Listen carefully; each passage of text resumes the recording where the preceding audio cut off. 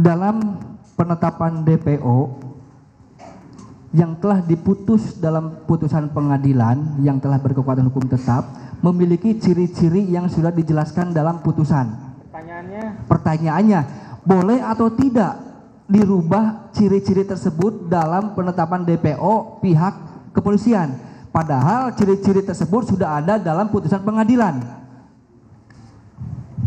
Mohon izin yang mulia, tadi kan sudah saya jelaskan bahwa penyebutan adresat itu dijadikan sebagai petunjuk bagi penyidik. Tugas penyidik adalah menindaklanjuti petunjuk tersebut yang ada dalam putusan pengadilan. Mohon izin ahli, pertanyaan kami itu boleh atau tidak ciri-ciri DPO yang termuat di dalam putusan dirubah oleh penyidik tidak sesuai dengan ciri-ciri yang ada dalam putusan, boleh atau tidak?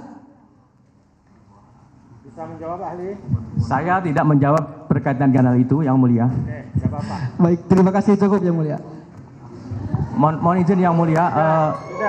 Mohon izin yang mulia. Jadi yang tadi saya sampaikan terakhir yang mulia. Saya yang mulia. Izin yang mulia. Yang tadi saya jawab terakhir itu saya tidak menjawab. Bukan berarti saya tidak bisa menjawab. Itu berbeda. Demikian yang mulia. Kami paham. Mohon izin yang mulia, dalam putusan yang kami ajukan tiga terpidana tidak ada ciri-ciri yang dituliskan sebagaimana putusan. Ya, kita nanti itu aja. Kita untuk perdebatan ini. Ya, silakan lanjutkan kalau ada lagi. Ya, terima kasih yang mulia.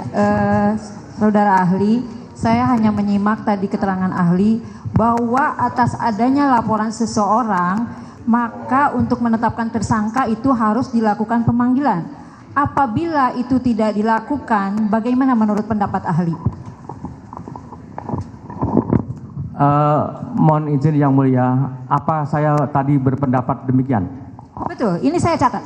Saya catat bahwa apabila ada laporan itu harus ada pemanggilan. Tapi jika pemanggilan itu tidak dilakukan, ini perkaranya ada laporan loh, ahli. Nah, ini kan ada laporan. Nah, apabila ada pelapor tapi tidak dilakukan pemanggilan terhadap calon tersangka, itu bagaimana menurut pendapat ahli? Saya catat semua keterangan ahli.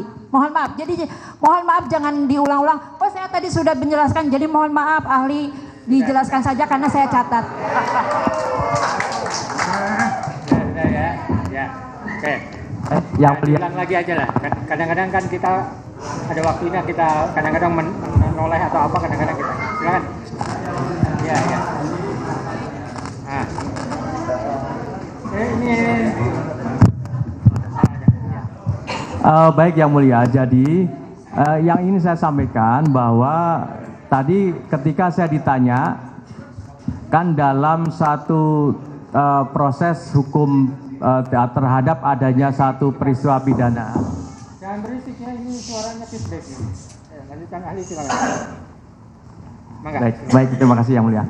Jadi yang ini saya sampaikan yang mulia, ketika ada satu proses peristiwa pidana atau tindak pidana, tadi saya mulai dari bahwa tindak pidananya itu bisa saja didahului dengan adanya satu laporan atau tidak didahului dengan laporan. Nah, ketika kemudian ada satu tindak pidana yang kemudian ada kaitannya dengan satu peristiwa pidana sebelumnya yang sudah dilakukan proses hukum, ya, karena peristiwa pidananya itu dilakukan adanya satu delneming atau penyertaan tindak pidana di mana pelakunya lebih dari satu orang, maka proses hukumnya kan bisa saja tidak sekaligus.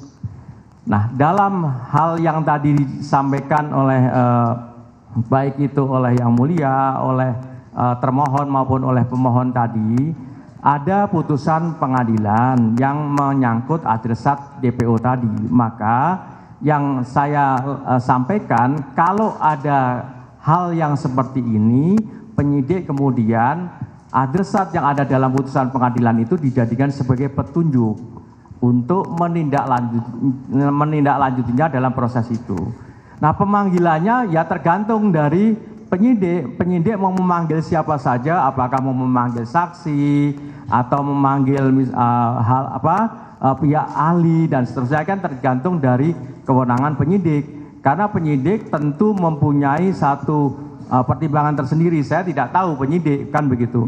Yang paling penting tugas utama penyidik itu adalah mencari, menemukan alat buktinya itu tadi. Demikian Yang Mulia jawaban saya.